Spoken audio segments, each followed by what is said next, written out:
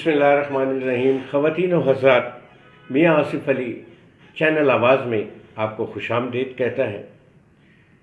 मोहतरम सामीन, आज हम अपने मुल्क की एक ऐसी शख्सियत को डिस्कस करने बैठे हैं जिसकी समाजी खिदमात को अगर सामने रखा जाए तो दुनिया उसकी मोतरिफ नज़र आती है। मेरी मुराद जनाब अब्दुल सत्तार ईदी महरूम से है कि जिनके तवस्सुत से, जिनकी सोच से आज भी वो अब्दुल सत्तार ईदी महरूम साहब अपने चाहने वालों के दरमियान ज़िंदा हैं, लोगों की याद में रहते हैं।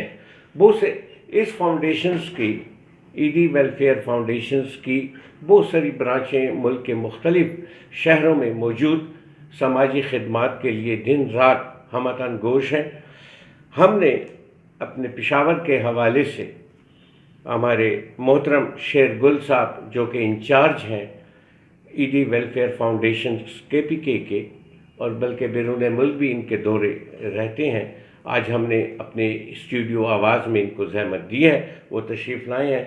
बहुत बहुत शुक्रिया शेर गुल साहब आपकी आमद का, आप तशरीफ़ लाए।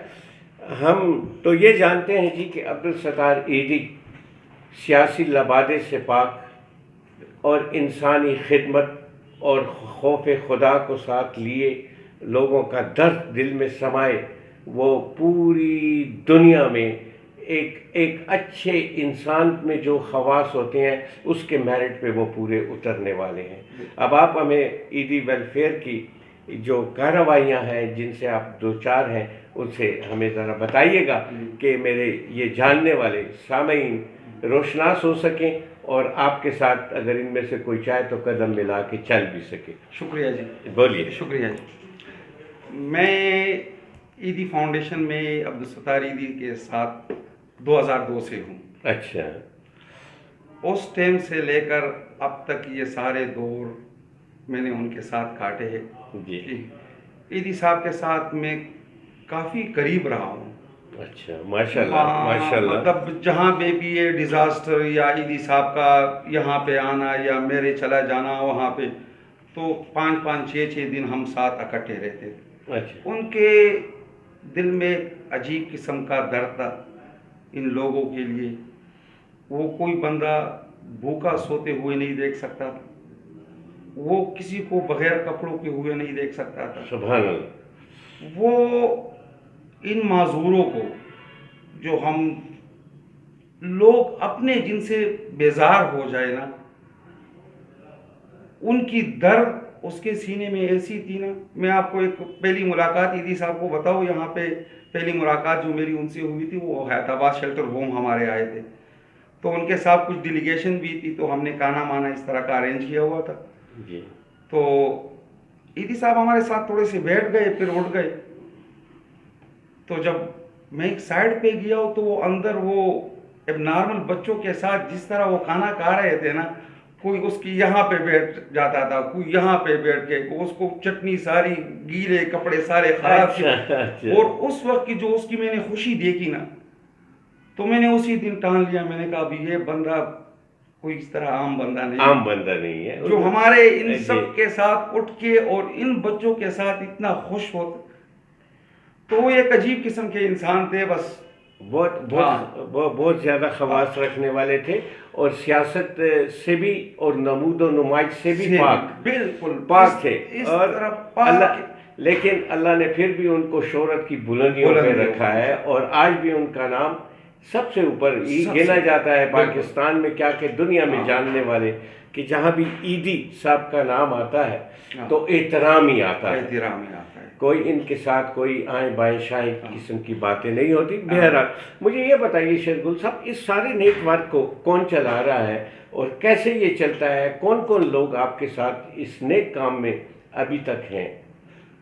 नेटवर्क का जो ईदी साहब ही पहले चलाती, इसकी जो फैमिली थी ऊपर एडमिनिस्ट्रेशन सारी उनकी है जी। उसके ईदी साहब के बाद फैसल ईदी साहब है, उनका बेटा है। वो काफ़ी ईदी साहब के मौत से पहले और मौत के बाद उसमें काफ़ी चेंजेस आई। बिल्कुल वो सादा सा और हर जगह पहुंचने वाला बंदा, اور بڑی وہ محنت سے کام کرتا ہے.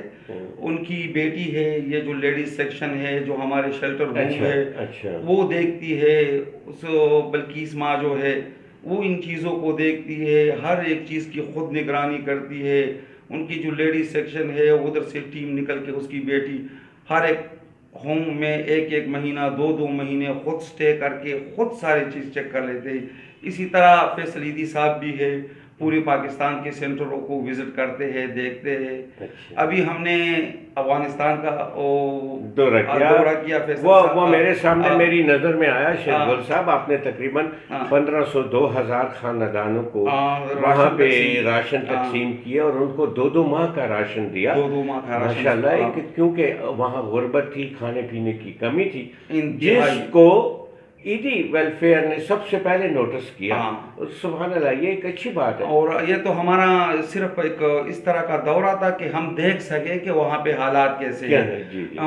فیصل صاحب کا بیٹا سعد عیدی صاحب میرے ساتھ تھا, تو ہماری پوری ایک ٹیم ڈیلیگیشن گئی ہے. ہم نے جلال آباد میں نیشنل ڈیزاسٹر کا وہاں پہ جو کونسل ہے نا, جو بندے ہیں ان کے ساتھ مل کے جلال آباد میں تقریباً 500 خاندانوں میں 2 مہینے کا راشن بانٹ لیا. ان سے لسٹ لے کر اس علاقوں میں جا کر ان کی حالت سعد عیدی صاحب نے خود دیکھی. اور اس کے بعد کابل جا کے وہاں پہ وزیر صحت سے ہماری ملاقات ہوئی. ہم وہاں پہ ایک ایمبولینس نیٹ ورک بھی ابھی شروع کر رہے. افغانستان میں ہمیں جگہ مل گئی ہے وہاں پہ, پہلے بھی ہمارے سینٹر تھا, کیونکہ یہ سلسلہ عیدی صاحب نے شروع کیا تھا 2000 سے پہلے. 2 مرتبہ میری وزٹ ہوئی عیدی صاحب کے ساتھ. جو بغلان میں زلزلہ آیا تھا اس ٹائم پہ میں گیا تھا عیدی صاحب کے ساتھ.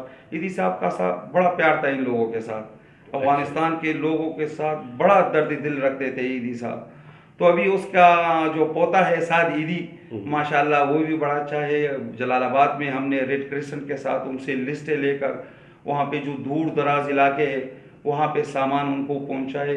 لیکن حالات تو اگر دیکھیں تو امن و امان کے لحاظ سے افغانستان کے حالات تو بہتر ہے, لیکن اقتصادی حالات سے حالات بہت خراب ہے. عیدی صاحب نے تو ایک بلا اس کے کسی لالچ کے ایک سفیر کا کام کیا, اور محبتوں کے سفیر بن کے وہ افغانستان کی سرحدوں سے آگے گئے, ان کے شہروں میں گئے, ان کی زخموں پہ مرہم رکھا.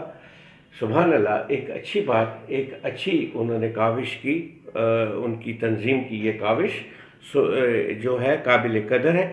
مجھے آپ یہ بتائیے گا کہ یہ آپ کے اس عیدی فاؤنڈیشن کو چلانے کے لیے ظاہری بات ہے لوگوں کی ڈونیشنز, تو اس میں کوئی وہی روانی جاری ہے یا کچھ اس میں آپ کو کوئی رکاوٹ نظر آتی ہے؟ ذرا حالات ایسے ہو گئے نا, تقریباً 22 سال سے میں ادھر پشاور اور کے پی کا جو پورا سیٹ اپ ہے میں دیکھ رہا ہوں, اور 22 سالوں میں تقریباً یہ پہلی مرتبہ ہے کہ ہماری ڈونیشن میں انتہائی کمی آئی ہے. مطلب ہمارے جو آگے جو ہمارے پروجیکٹ تھے وہ مکمل نہیں ہو رہے, جو ہمارا کام ہے, جو ہمارے اخراجات ہے وہ ابھی, کیونکہ ہمارا جو پورے لوگوں کے خیرات زکوٰۃ سے یہ پورے اخراجات اور ظاہری بات ہے اللہ تعالیٰ ان کو توفیق دے جی.